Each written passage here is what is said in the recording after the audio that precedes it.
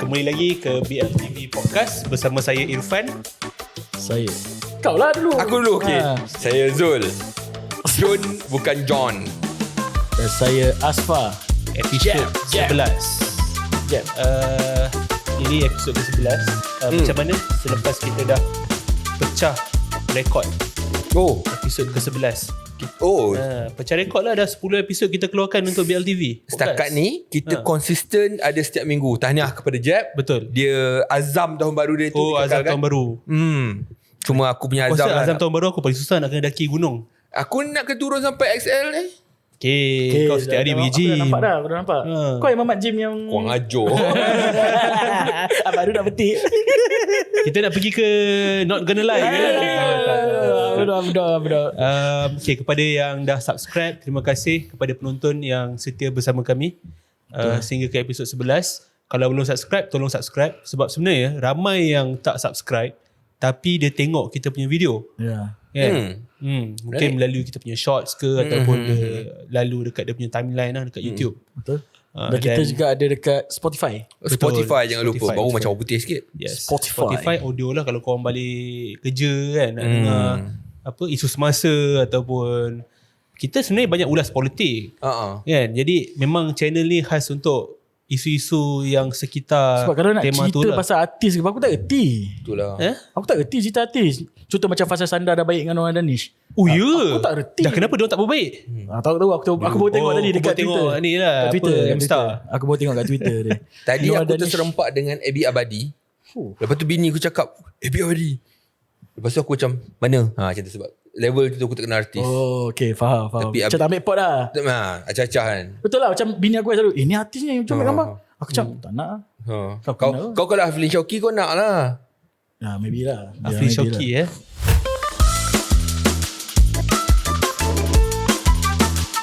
Kita cerita pasal artis ni, ada beberapa artis kat Malaysia ni yang memang join politik. Kita ada Afrin Syauqi walaupun dia tak menang Menang tak bertanding pun. masa pemilihan Parti Keadilan dia tak menang. Hans menang. Hans menang menang kejap. Parti. Oh ya. Apa pusat. Ya, betul. Lepas tu YB Ultimate. YB lah. Sekarang dah YB. Baru satu. Dekat Indonesia banyak tu. Kat Indonesia banyak. Banyak gila. Siapa antara yang kau kenal? Yang aku kenal Melly Goslow, Chris Dayanti, Yes. Ahmad Dhani. Ahmad Dhani. Okay, Yang Ahmad muka Dhani. jaku tu kalau aku kurus kan. Ahmad Dhani. betul. Lepas tu yang Once Markel. Once. Dan orang ni semua daripada parti mana? Lain-lain parti ke? Lain. Ada macam Melly Goslow dengan Ahmad Dhani, Gerindra, Chris Dayanti, PDIP. Once PAN. Banyak, memang banyak. Setiap parti mesti ada satu. Dia dah jadi benda yang baru, benda yang biasa lah untuk diorang ni. Benda normal. Dan diorang bila diorang masuk politik, diorang masih mengekalkan identiti sebagai seorang artis ataupun dia kalau aku tengok macam berevolusi. Ahmad Dhani karakter still lain. dia menyanyi Masih nyanyi untuk parti. Aku perasan masa trip ke Jakarta itu ada ni pemain badminton. Taufik Hidayat. Tak, bukan Taufik Hidayat. Taufik Hidayat pun masuk Gerindra. Oh ya? Ha. Ada seorang dia jadi calon. Aku nampak dia punya tu. Dia punya poster. Oh, okay. So aku rasa kat sana macam yalah kursi kat atlet sana sukan pun banyak sama. kan. Atlet pun. Kat Malaysia ada ke atlet yang masuk? Adalah ni Ada. Badrul Bakhtiar. Badrul Bakhtiar, pemain bola. Radhi Madin. Radhi Madin. Ya. Betul. Zaman ada. aku tu. So Chin An dulu. Oh ya? Tapi bola lah. Mostly bola. Macam gymnas ke. Jarang kan. Aku rasa PKR kena try untuk dapatkan Farah N. Gymnas. Pandela Rinong ke. Menarik. Tapi kan macam persoalan yang Irfan timbulkan tadi menarik tau. Macam kalau dekat Malaysia ni kalau dah jadi macam Badrul Bakhtiar kan. Lepas dia jadi ahli parlimen, dia Jadi Poyo. bukan ahli parlimen, adun. Dia tak cakap pasal sukan pun dalam dewan. Itu je. Dia jadi macam typical politician. Poyo lah. Poyo macam aku rasa dalam keadilan buat artis pun dia tak jadi artis lah. Dia jadi tiba-tiba aku tak nak menyanyi. Saya nak nyanyi. Saya dah tak nak nyanyi dah. Berani kutuk member aku. Yelah, benda tu normal. Teammate, Ya. aku sanggup pukul dia di bingkau aku. Acok. Pasal ada macam dia nak pukul orang. Mana boleh kan tu. Dia kena Hantarlah abang pergi gym. keterbukaan. Mamat Jim. Okay, cerita pasal politik dan Indonesia. 14 hari bulan lepas, rakyat Indonesia telah membuang undi untuk pilihan raya presiden dan juga pilihan raya legislatif lah ataupun peringkat parlimen kan. Jadi apa keputusan yang kita boleh perkatakan sekarang ni? Okay. Oh, kau tanya aku Kau sebagai expert. Expert. Expert ini subject. Hasil quick count daripada lembaga-lembaga survey. Quick count Quick apa? count ni macam exit poll lah. Atau, contoh bila kau dah habis mengundi, dia akan ambil sampel-sampel ataupun orang berapa orang untuk dijadikan survey lah. So dia akan try untuk jadi as accurate untuk kepada keputusan yang sebenar. Sebab kalau kau nak tunggu keputusan sebenar, aku rasa lambat lagi. Maksudnya kalau setiap kali orang keluar tu tengok ada tanda, dia panggil, cik undi siapa? Gitu. I see. Ataupun mungkin dia ada set kan lah. Kategori ni, kategori macam mana, kategori ni. Kau tak ada contoh, kalau 10 orang Gerindra datang sekali, satu bas. Betul kan? Solid kan? Solid 100% lah kan. So Alright. Itu masuk quick count lah. quick count. I see. Dia bukan berlandaskan undi yang sebenar lah. Betul. Tapi sejak tahun lepas quick count ni dikatakan accurate lah. Sebab Siapa yang jalankan quick count ni? dia ada beberapa survey, antaranya Lintang Kompas, PRC, Poll Tracking, Carta Politik, Lembaga Survey Indonesia dengan Voxpol. So ada lebih kurang 6 Kat lembaga Malaysia? survey. Kat Malaysia ada buat benda ni? Kita tak ada quick poll. Asal? Kita ada survey sebelum election. Itu pun peperangan tu macam selalunya tak pernah accurate pun. Tak pernah accurate pun. Masing-masing nak melobi kan? Betul. Tapi exit poll ni aku tengok dekat Singapore ada. Even dekat UK pun ada. So before keputusan sebenar tu kita dah boleh ramalkan lah siapa akan bentuk kerajaan ataupun siapa yang di hadapan. Tapi bagi aku lah, cara aku nampak lah, kat Indonesia lagi tengah bulan Mac baru kita tahu dia punya result. Malaysia kalau sebelum subuh the next day kita dah tahu dah jadi dah buat PC lah. Dah jadi laju lah. Tapi even untuk hari tu, untuk 14 bulan ni, hasil quick count tersebut, Prabowo dikatakan diramalkan menang dengan satu putaran. Di mana dia sedang mendahului 58% undi berbanding Anies di tempat kedua 25% dan Ganjar 16%. Sama, survey yang lain-lain pun lebih kurang. Plus minus 1% lah. So Prabowo pada hari tersebut 14 bulan di Istora Senayan telah pun dia sendiri bagi tahu yang dia insya-Allah telah mendapat dia mengumumkan kemenangan dia sebagai presiden. Dan ini menimbulkan kemarahan pihak lawan lah. Kerana pihak lawan kata takkanlah saya dapat sebanyak ni di undi saya.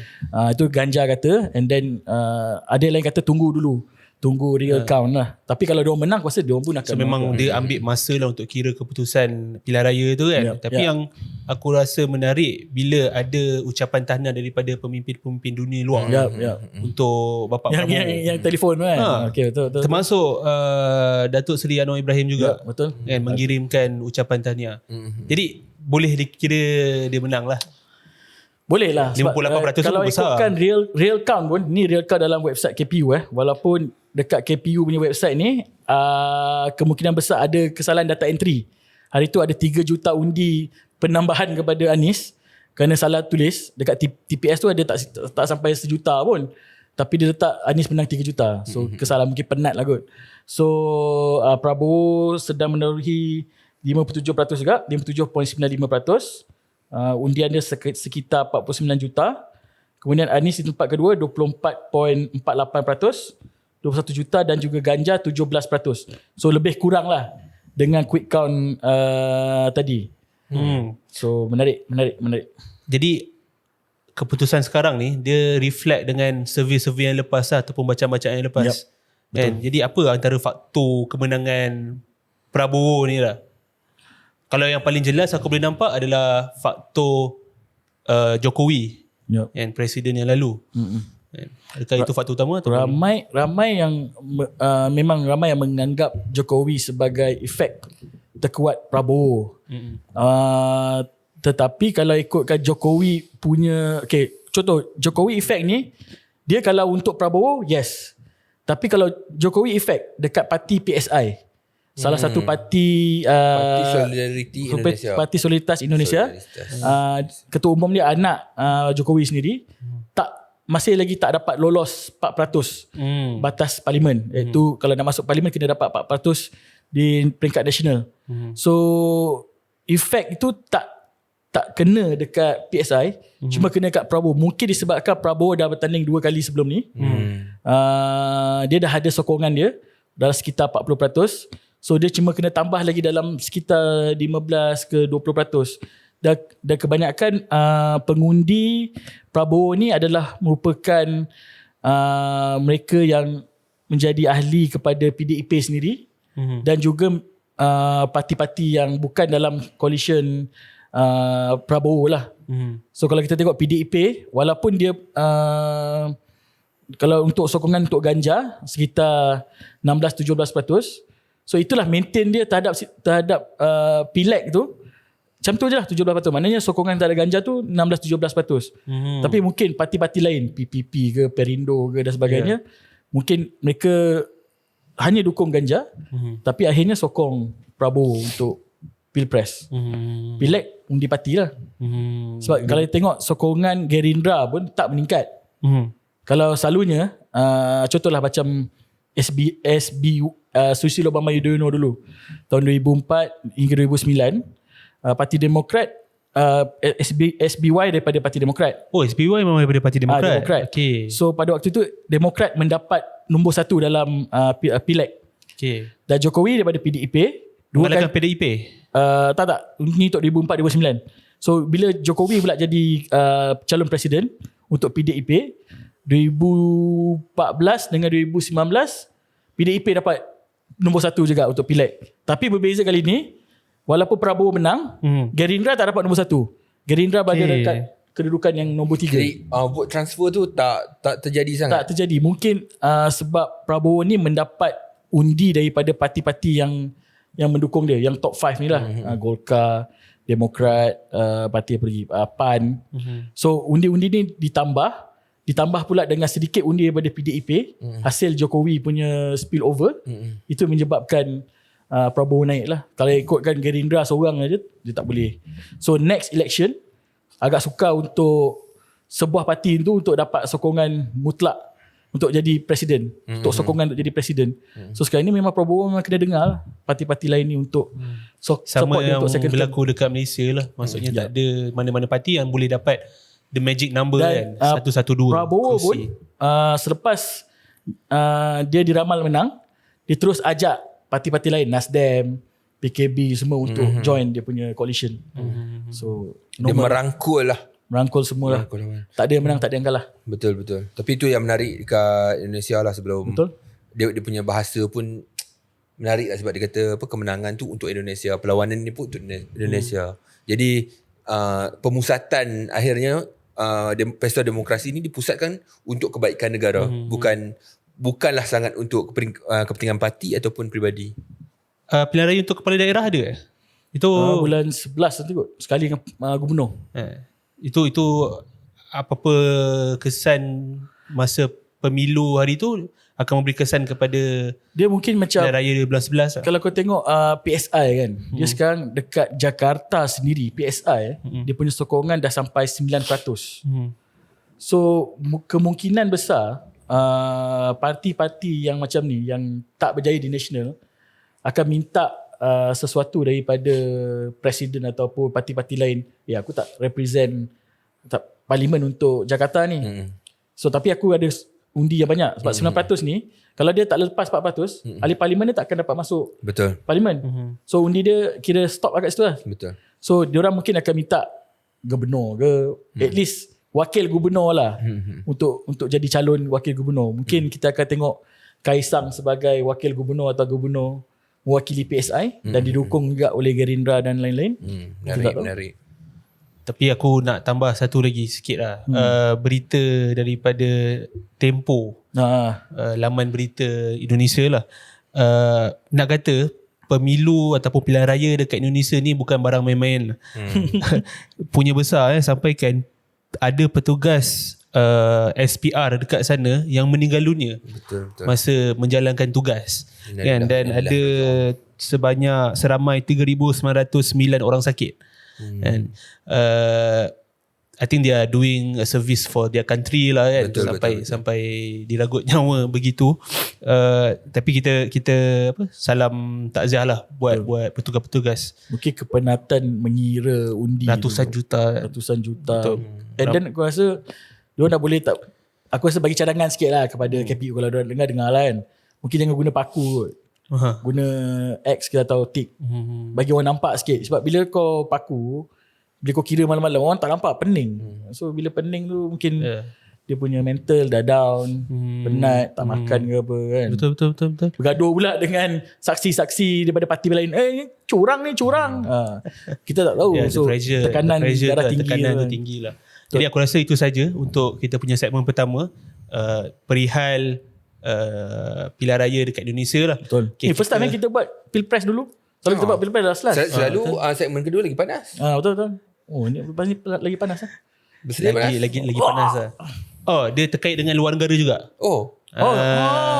Okay, nantikan segmen kedua. International minggu ni.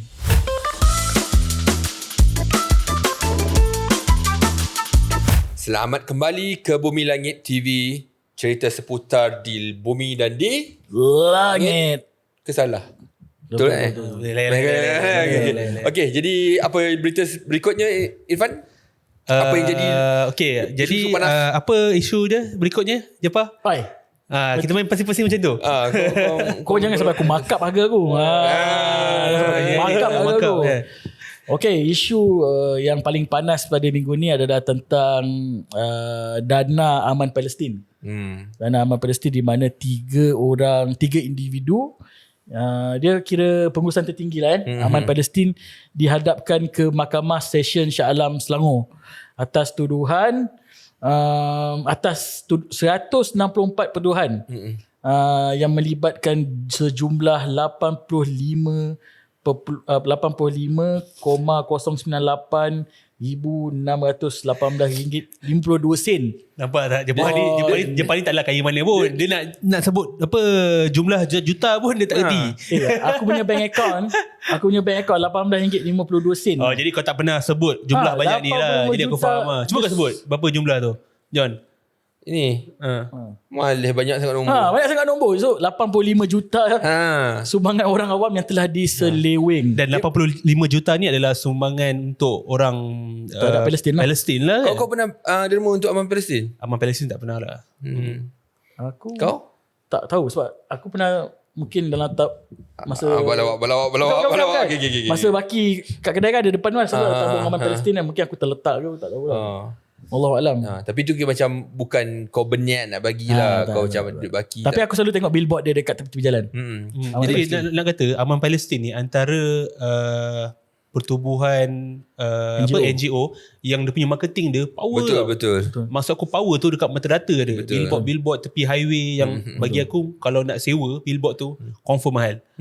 Tapi dia puluh-puluh lah. Dia punya marketing tu adakah hanya minta sumbangan ataupun dia ada juga bagi pencerahan tentang apa yang berlaku di Palestin? Ada juga. Dia ada buat ceramah-ceramah, pergi masjid jemput. Ada juga yang dia bawa artis pergi ke Palestin, tengok apa kerja dia buat. Dia berbeza dengan Cinta Gaza. Lain. Macam aku cakap tadi, Aman Palestin antara NGO yang marketing dia power. And then macam kau cakap tadi ada bawa masuk artis pergi apa macam tour lah apalah jelajah kan. Itu semuanya memerlukan kos kan. Jadi persoalan-persoalan yang timbul adalah bagaimana diorang mendanai program-program macam tu kan. Okay, jap. Aku ada soalan. Contoh kau niat kau nak derma kat Palestin, orang Palestin. Adakah kau akan membenarkan kalau duit tu digunakan untuk artis-artis ni untuk buat roadshow? Adakah kau akan benarkan? Sebab niat kau nak bantu Palestin. Maknanya duit tu bagi kepada Palestin. Tetapi dia panggil artis untuk terangkan pasal Palestin juga. Adakah kau benarkan? Aku kena jawab aku sebagai penderma aku akan aku takkan sebutlah niat ataupun terdetik niat yang secara spesifik kata duit aku ni hanya digunakan untuk bantuan makanan ataupun faham tak? Dia general lah niat tu nak membantu orang Palestin. Bagi aku itu terpulang kepada NGO yang mengutip duit tu, yang menjalankan amanah. Nama pun amanah orang kan. Jadi itu terpulang kepada NGO tu lah nak menjalankan amanah dia sebaik mungkin kan. John macam mana? Isu dia sebenarnya NGO ni dia boleh pakai 30% daripada hasil kutipan untuk pengurusan. Jadi pengurusan ni pandai-pandai lah kau goreng macam mana buat. In fact marketing pun boleh jadi sebagai kos pengurusan. Jadi bila nak pasang billboard 30% pun bagi aku sangat banyak. Sangat banyak sebenarnya. Bayangkan 85 juta 30%, Aku nak cerita kat korang 2.4 juta lah. ada sekarang yang sedang terjadi sekarang, orang derma multi level marketing. Maksudnya kau kena berminat nak derma, kau bagi derma kat aku. Tapi kalau kau boleh cari lagi 3 orang bawah kau, dia bagi duit kat kau melalui nama kau, bagi dekat NGO aku, kau dapat imbuhan dan diorang pun dapat imbuhan juga nanti kalau dapat cari lagi 3 orang. Dia dah jadi bisnes dah. Sumbangan NGO ni dah jadi bisnes, dan apatah lagi bila 30% tu. 30% margin untuk pengurusan tu sangat besar sebenarnya. Ya, betul. Tak besar. Besar. Okay. Kau Dan bayangkan dekat Malaysia tak ada peruntukan akta yang mengatakan NGO sekian-sekian berapa boleh kutip, tak ada kan? maksud kau limit untuk kutipan Threshold limit untuk kata ini adalah pengurusan 30%. Memang 30%. Dan ROS tak ada kan? Mana dia tetapkan? Aku tak tahu, tapi setakat pengetahuan aku memang itu 30%. 30% tu adalah convention yang aku tahulah, itu adalah convention. Dia tak ada dalam peruntukan mana-mana perundangan untuk kata Sebab Irfan pun run NGO, aku pun run NGO, so macam kami tahu lah sikit-sikit. Tapi balik kepada cerita aman Palestin ni tadi. Sorry. Balik kepada cerita aman Palestin ni tadi, duit ni sebenarnya diorang dah disekat akaun dia oleh SPRM awal-awal ni. Sebelum ni, dan diorang cabar juga SPRM, if sampai nak saman SPRM, betul tak? Betul. Sampai nak saman SPRM untuk buktikan dia bersalah. Dan benda ni dah bawa ke mahkamah, dan kertas pertuduhan tu aku dah baca lah. Aku dah baca banyak gila, ada 164 pertuduhan. 164 antaranya adalah dana ini dikatakan untuk sampai kepada rakyat Palestin, tapi disalahgunakan untuk tujuan lain yang menjerumus untuk benda-benda peribadi lah. Okay, apa yang dia buat tu? Antaranya adalah dia 19 pertuduhan tu membeli jongkok emas dengan markup harga jongkok emas tu. Contohlah, jongkok emas tu bernilai 1 juta. Dia markup jual harga dia, okay, contoh satu emas ni, aku nak bagi nombor yang betul, aku nanti ni. Okay, untuk 1 juta bagi pembelian emas seberat 4 gram, tapi sebenarnya harga emas tu 4,000 gram tu, 4,000 gram. 4,000 gram, 4 kg lah. 4 kg, harga sebenarnya adalah 950,000. Okay. Dia beli dengan harga 1 juta. Ada keuntungan dalam 50 transaction tu, 50,000 lah, 50,000 lebih. So duit yang banyak-banyak tu tadi dibeli untuk beli tanah di Gopeng, beli rumah di Tropicana Heights Kajang, beli Velfire harga 300,000. Ni untuk dikatakan untuk kegunaan peribadi lah. Sebab aku tak rasa orang Palestin akan duduk tanah yang beli kat Gopeng, beli kat Bangi, tu semua. Tapi itulah dia kata untuk pelaburan. Sebab aku baca juga geng-geng ni reply dekat dekat Twitter. Dia kata ini untuk pelaburan. Tapi bagi aku, orang bagi derma bukan untuk kau melabur. Kan, bagi aku lah. Tak tahu lah macam mana nak justify. Dan Aman Palestin pun bukannya satu pertubuhan investment arm. Betul. Ataupun dia punya perniagaan itu adalah untuk pelaburan, bukan? Betul. Mungkin dia orang nak try jadi Robin Hood. Oh yo. Tapi Robin Hood ni kan, yang aku geram kan, kau jual dekat diri kau, Samudra Campa tu. Samudra Campa tu, dan kau markup diri kau. Itu satu benda. Itu pelaburan yang bagus. Dan bagi aku, transaksi macam tu memang tak perlu pakar untuk katakan benda tu salah. Betul. Kan? Dia mencurigakan gila. Red flag. Aman Palestin, 2 orang yang terlibat dalam Aman Palestin kan, Abdullah Zaid dan juga Awang Sufian. Masing-masing adalah pemimpin kanan dalam Aman Palestin lah. Betul. Lepas tu satu lagi, apa company dia nama? Samudra Campa. Samudra Campa tu pun 2 orang nama yang sama. Betul. Dalam BOD lah kot kan, dalam dia punya pengarah. Tak tahu lah. Tapi 2 orang ni jual dalam satu outfit, jual kepada 2 orang ni dalam outfit yang lain. Kerja tak clean lah. Kerja tak clean lah. Agak lah bro. 80. Tapi tergamak Itulah. Sebab bagi aku derma tu 85 juta. Kalau okay lah 1 juta tu aku boleh terima lagi lah, dia nak buat pelaburan ke apa. Tapi duit 85 berapa banyak yang orang Malaysia sebenarnya dah demakan dekat diorang? Tak tahu. So dia katakan 85 juta. So adakah 85 juta tu memang semua duit yang ada ataupun ada lagi duit-duit lain? Tak tahu sebab aku dengar dia dah lama tak buat audit. Yap, Dan betul. Audit dia pun macam lintang pukang kak. So kita tak tahulah. Tapi tengok SPRM. aku tengok dekat buat forensik. Twitter kelompok-kelompok ni kata bahawa ada setengah kelompok lah kata bahawa ini adalah cubaan US. Kerana salah seorang daripada orang ni telah di classify as orang FBI wanted list lah. Dan ni adalah cubaan proxy US di Malaysia ni untuk sekat dana Palestin ni untuk bagi kepada orang Palestin.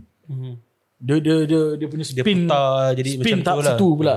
Tak apa, senang je bila kau labelkan kau ni sahabat Yahudi, semua akan berbondong-bondong nak sokong kau lah. Nak sokong geng-geng yang nak lawan Yahudi kan.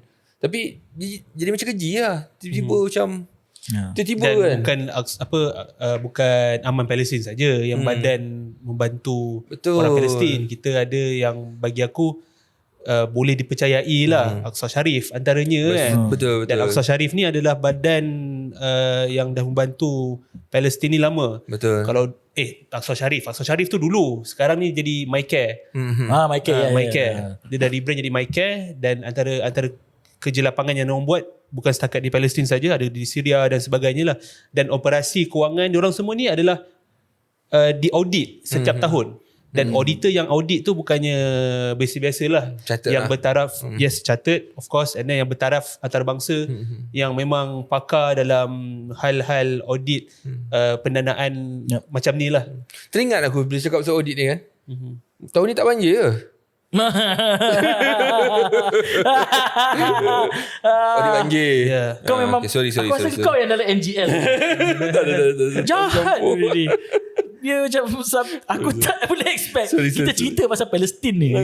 Tapi kembali sebenarnya dah cerita amal Palestin ni.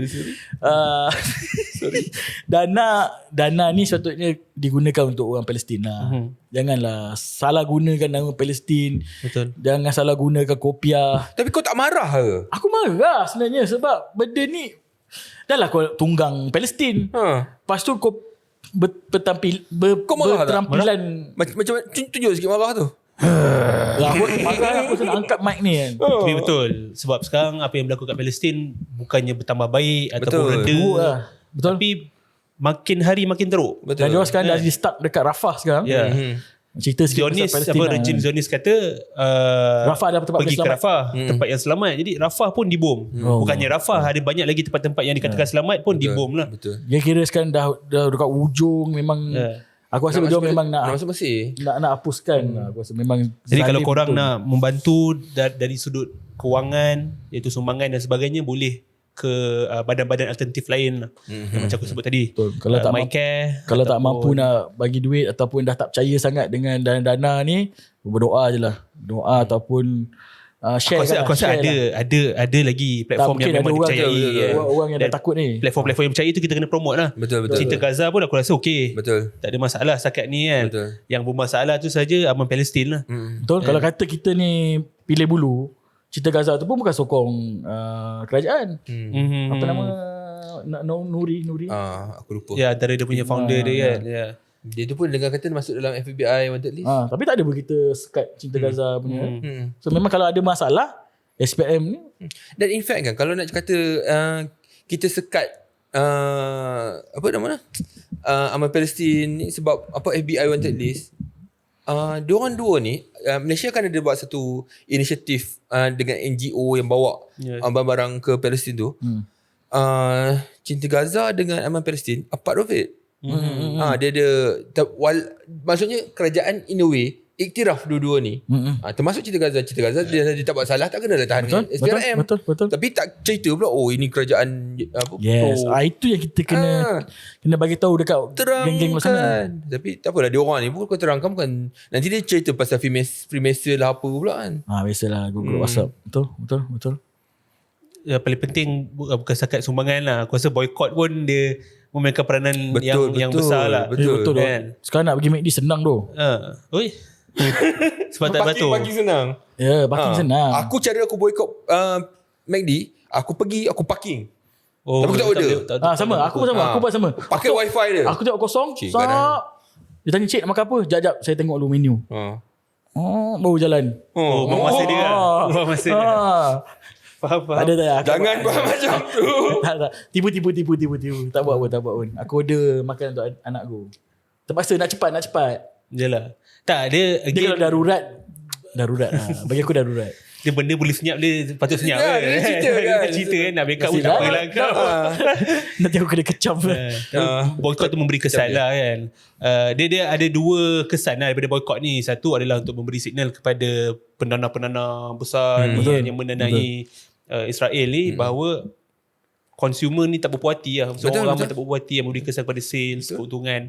Tapi keduanya adalah pekerja-pekerja yang terlibat dalam supply chain McDonald tu lah. Betul. Kan, ataupun brand-brand yang terlibat betul, kan. betul. So dia ada keseimbangan yang kita perlu jagalah. Tapi aku rasa macam hati-hati. kita kata kalau kopi lah Starbucks kan, ada lebih banyak jenama-jenama alternatif yang makin bekal sekarang kan. Jadi aku rasa Dia mengambil masa kan. Betul. Bukannya nak kata boykot dah berlangsung, aku rasa yang betul-betul serius lah kali ni kan, dah 6 bulan. Dia bukannya kata bulan pertama hari tu, bulan kedua terus dah dapat kerja lain. Kan? Mungkin ada sampai sekarang yang pekerja-pekerja masih tak dapat kerja lagi kan. Betul. Sebab ekonomi tu dia tak berhasil alternatif tu secara tiba-tiba kan. Betul. Tak cukup laju lah. Jadi ada juga collateral damage yang perlu dihadapi lah. Kita nak teruskan ataupun Kita stop dulu lah. Kita stop untuk segmen ketiga. nak makan beras ni. Aku Lapar. nak makan nasi ni. Okay. Makan beras. Nak masak nasi lagi. Nanti kan segmen ketiga. Ciao.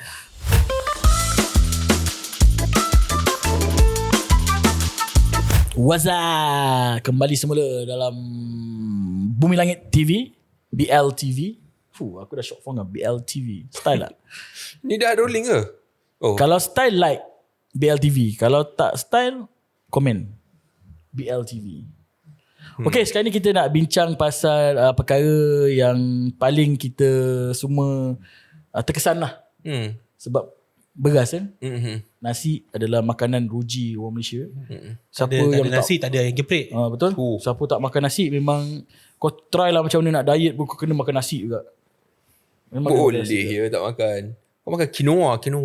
Cacah je. Orang bukan makan makanan seorang manduan. Tapi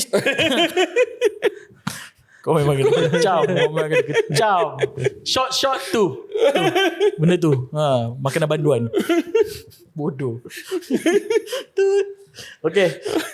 Siapa nak start ni? Dengan beras putih. Apa isu beras putih ni? Okay, isu dia macam ni. Nak kena aku baca awal ni? Aku nak dengan John. Okay, aku dah boring dengar John dengan berita ni. Okay. Kau dah boleh? Trust me bro. Okay, trust me bro. Ini aku tak main lah baca-baca berita macam korang kan. Ni ingat bang, ingat. Gua ingat bro. Baca sekali ingat. Okay. Irfan macam tengah janji dengan aku sekarang. Apa jadi ialah bila pengerusi pengerusi nakal. Nakal. Okay, nakal. Nakal sebab dia tak sabar-sabar nak mengumumkan. Faham?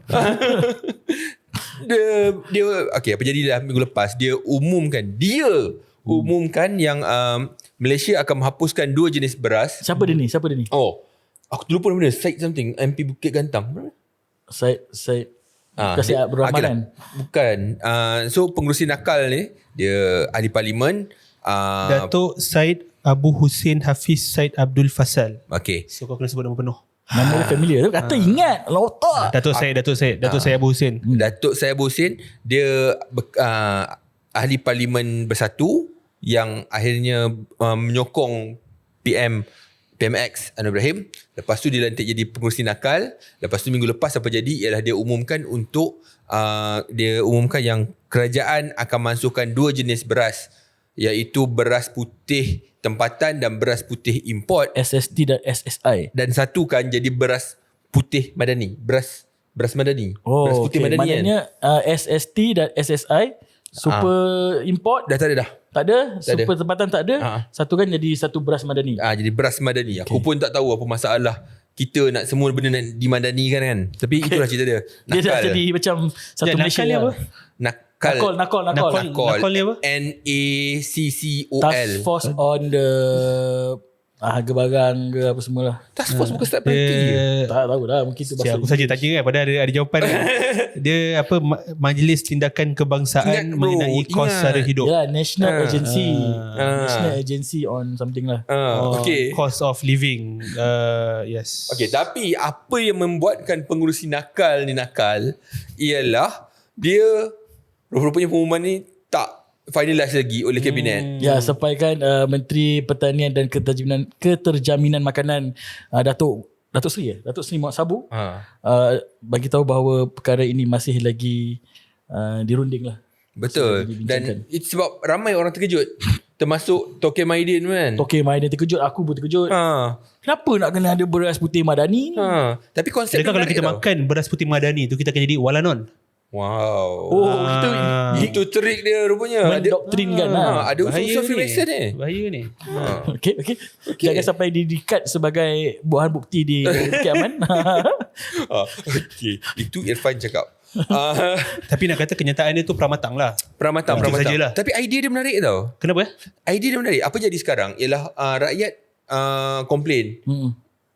Tak, ini semua orang tahulah. Beras putih tempatan susah nak dapat kat pasaran. And orang tipu. Dan ada isu kata yang penghilang tipu dan ada dah dibawa ke pendakwaan pun yang dicampurkan beras tempatan dengan beras kat import. Kedah kan? Kat Kedah tu. Sebab beras tempatan terlalu murah. Sekilo RM2.60. 10 kilo satu kempit RM26. Harga ni tak pernah dinaikkan selama 18 sejak bulan. 16 bulan ke 16 tahun? 18 tahun. Tahun. Wow. So nak ikut beras putih tempatan Malaysia ni antara yang paling murah di Malaysia di rantau ni. Even dekat Indonesia kita lagi murah. Thailand sebab grade dia tinggi. Okay. Dia tak sama dengan Malaysia. So kalau walaupun beras kita diseludup jual kat sana pun tak laku sebab dia punya beras lagi power kan. Faham? So yang dengan Filipin dah lagi mahal. Singapore obviously. Vietnam lah kot. Vietnam mungkin saing-saing lah. Nak kata ialah beras bila dia sama dengan diesel tau. Bila kita punya barang ni murah, ada tendensi, ada kemungkinan orang nak ambil seluduk keluar. Jual kat luar. Black market lah. Dan beras ni juga disubsidize. Disubsidikan. Jadi last sekali duit tu tak sampai kepada pengguna lah sebab beras pun tak ada. Okey. Jadi apa yang pengurusi nakal cadangkan ialah dia nak naikkan harga daripada RM26 jadi RM30. Flat. Mana tempatan dengan import tu flat lah. Flat RM30. Tapi apa yang orang tak nampak, tak dibincangkan lah, at least walaupun tak bincangkan, ialah macam mana beras import yang biasanya RM46, RM50 untuk 100 kg diturunkan 100 ke 10? signifikan. 100 ke 10 kg? 10 kg. 100 kg berat doh. 10 kg. Sorry lah Ifan, jangan pandang macam tu. Aku je takut bila kau pandang macam tu. Ipan tak beli beras, dia tak tahu. Beli beras aku tahu. Abang beli beras bro, gitu. Kita beli beras. Okay, jadi sorry, daripada RM50, RM46 lah. Sebab aku suruh beli kat Tesco. Jadi kalau dia buat macam tu, bukan orang takkan beli lagi beras tempatan. Kalau beras import pun sebab beras tempatan dah campur. Dah tak ada dah. Dah tak ada. Dia tak ada pembahagian dah. Sekarang ni memang sama je. beras Semua putih madani. Tapi kualiti kan lain. Ke sama? Dia akan jadi beras putih madani. John, adakah sama dengan beras yang Satu Malaysia dulu tu? Okay. Sebab Satu Malaysia dulu teruk tu kualiti dia. Okay, dia macam ni lah. Walaupun orang kata murah, tapi teruk gila. Aku makan ngantuk. Sebab dia punya kanji dia. Kau dah berasa 3 pinggan memanglah mengantuk. Tak, sumpah tak. Memang nasi tu pula sama. Makan nasi biryani pun mengantuk. Kau pernah dapat beras Barisan Nasional dia masa pilihan raya? Aku pernah dapat. Aku makan nasi makan tak baca bismillah. Mengantuk. Itu beza beras One Malaysia, beras Barisan Nasional dengan beras madani bro. Oh, is it? Kau makan terus jadi walanon. Tapi on a serious note lah, kualiti beras tu tak sama. Tak sama. Dia tapi kualiti beras tu, okay, kalau kau ingat import dengan tempatan lain kan kualiti dia. Tak juga. Okay, apa yang jadi ialah bila diorang tuduh kata beras campur tu, diorang terpaksa nak buat DNA test untuk tahu beras tu beras tempatan ataupun beras import. Tak boleh differentiate. Susah nak differentiate lah. Dan isu yang kualiti beras tu lebih kepada dia punya aku rasa beras hancur. Grade dia sama. Cuma satunya daripada Malaysia sendiri buat. Satunya daripada import. Of course bila kau import, benda tu akan jadi mahal sebab daripada luar. Betul. Kau kena support lah lokal punya. Tapi habis dia lalas sekali ialah beras semua akan harga RM30. Dan kemungkinan untuk di apa? Diseludup keluar makin rendah lah sebab tapi beras mati semua ada lagi kan? beras mati semua tak kacau. Okey. Ya. Cuma Satu beras putih saja. beras putih saja. Okey. Tiba-tiba Faham tak? beras putih saja. Beras putih import Basmati dan bukan beras putih. bukan. Basmati Dia kuning-kuning sikit dia.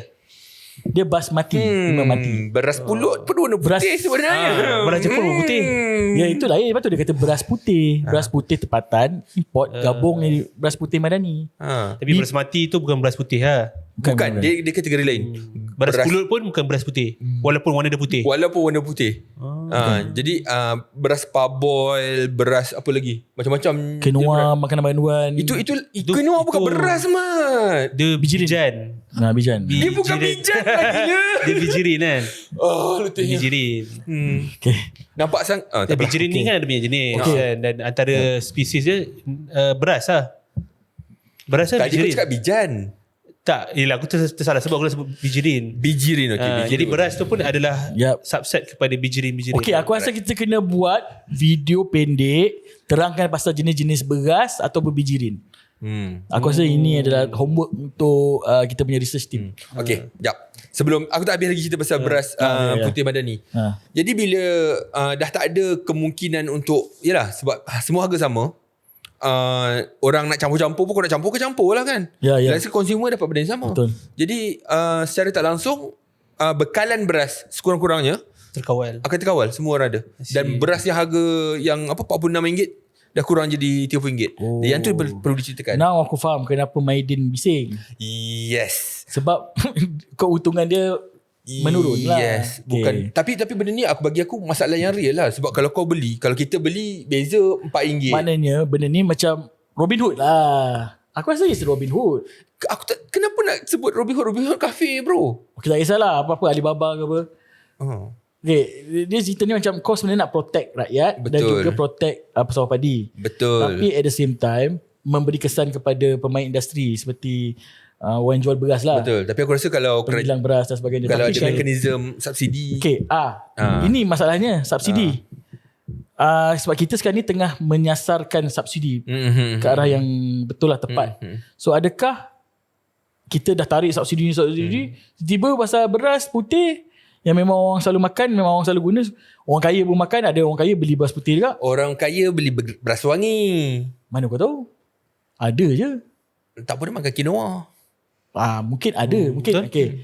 Kita dah nak sasarkan subsidi. Kita dah sasarkan subsidi, tetapi oleh kerana isu beras ni kita terpaksa kenakan subsidi pula. Tapi aku rasa dalam keadaan sekarang mungkin boleh kata yang teruk lah.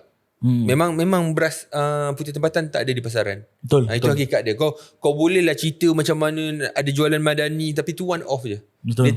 Setuju, masalah ni akan kekal lama selagi tak ada satu tindakan yang lebih interfere gangguan bekalan macam ni lah. Jadi aku rasa bagi sebagai seorang pengguna, aku sokong. Tapi aku faham ada orang yang tak akan suka. Itu aku faham. Dan bagi aku pengurusi nakal patutnya dapatkan konsen daripada kabinet dulu sebelum umumkan benda ni. Irfan, kau setuju tak dengan beras putih Madani? Apa-apa inisiatif yang menguntungkan rakyat, okey lah. Aku kalau dengar cerita John tadi tu, aku setuju. Ini kau tak makan lagi beras putih Madanon. Madani. Betul. Kalau tidak terus kau jadi Madanon. Tak, tapi on a serious note, oleh kerana John kata bahawa beras Madani cadangan tu, yelah, kita semua tahu beras putih import ni selalu digunakan sebagai, contohlah beras putih tempatan selalu tak ada because orang sorok kan, dan tukar packagingnya jadi beras import. Jadi buat apa kita nak buat benda yang sia-sia, baik terus satu kan, dan mungkin harga dia flat rate kan. So, tapi itulah bagi aku ini jangka masa pendek lah. Kerajaan pun, Abang Mat Sabu pun dah umum yang nak buka lebih banyak sawah. Lepas tu nak buat teknologi baru. Aku rasa ni pun bukan solusi jangka masa panjang betul. Kan? Dia tapi solusi jangka perlu masa ada solusi yang sekarang. Sebab nak tunggu beras, nak tunggu padi tu. Menuai. Nak raya lagi. Nak puasa. Dia maksimum 3 kali cycle untuk tuai tu. Orang Perlis, orang utara. Dua musim. Ni orang Perlis. Gawai Dia tapi bendang. Ini orang Perlis. Tapi Perlis roundabout tak ada tu. Tak ada bendang. Sorry bro. Mesin padi nak masuk tak lepas. Dia 3 kali tuai. Dia Yang normal. Bukan normal lah, yang Malaysia punya, yang terbaik. 3 kali 3 kali setahun. tahun 2 kali. Yelah, kau tengok je lah Gawai bila, Ponggel bila. Itu tiap tahun Mat. Yelah, cycle tu 2 kali. Tak. Gawai bulan 6, Ponggel bulan 2. Kau jangan percaya cakap dia. Okay. Dia tak silap aku setahun 2 kali. Kalau kau ambil Kedah memanglah sikit. Selangor bukan 3 kali. Skincan tu 3 kali 2 tahun. Bukan setahun. 3 kali 2 tahun. Okay, video. Okay. Video pendek kita. Okay, nanti kita pergi Skincan. Menarik. Makan landak. Kita dah tak boleh nak pergi luar negara ni. Tapi ni nak puasa macam sempat nak pergi Skincan Sempat. Ada 3 minggu lagi. 3 minggu lagi So mungkin podcast kita episod ke-13 kita buat di Skincan. Sambil tengok beras. Menarik. Tapi kita tengok juga sekarang musim apa kat sana. Kau tahu beras dia dapat musim. Betul. Musim menabok. Musim. Yelah, tentulah kita nak tanya dia. Nak tanya orang yang kat sana macam mana. Okay. Mana tu boleh jumpa Didi Chronicle kat sana. Betul. Okay, itu saja daripada BLTV. Please subscribe. Bumi Langit TV. BumiLangit.tv. Ada kat YouTube. Please subscribe Bumi Langit TV, like and comment. Itu yang kita nak. Aku nak cakap Like and comment. Like, comment. Okay. Barulah Share. tengok di Spotify. Okay. Bye.